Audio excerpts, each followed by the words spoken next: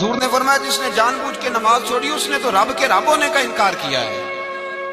آپ تو ڈھٹائی کے ساتھ کھڑے ہیں، نہیں میں نے پڑھنی، بہانا ہے۔ تو نہ سمجھا کر کہ میں نماز نہیں پڑھتا تو پھر بھی مالدار ہوں، میں مسجد نہیں جاتا تو پھر بھی میں جائیداد والا ہوں، میں کچھ بھی نہیں، میں نہیں سجدہ کرتا تو پھر بھی میرے بڑے بارے نعرے ہیں۔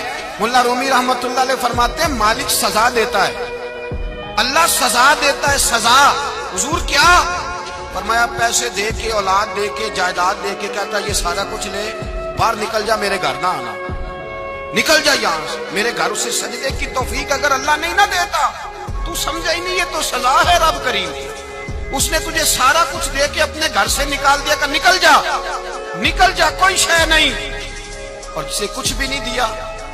حضرت بلال حبشی رضی اللہ تعالیٰ عنہ حضور آئے معراج سے واپس تو میرے مصطفیٰ کریم نے فرمایا بلال تو کون سا عمل کرتا ہے، کون سا عمل کرتا ہے کہ میں نے جنت میں تیرے چلنے کی آواز سنی ہے؟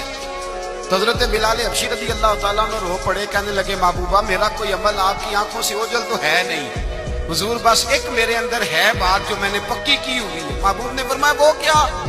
عرض کی یا رسول اللہ میں جب بھی وضو کرتا ہوں 2 رکعت نفل ضرور پڑھتا ہوں، 2 رکعت۔ اور سن لے حضور نے کیا فرمایا، فرمایا تیرے ان 2 رکعتوں کی برکت سے جو تو وضو کے ساتھ پڑھتا ہے تو زمین پہ چلتا ہے پر تیرے چلنے کی آواز جنت میں بھی سنائی دیتی ہے۔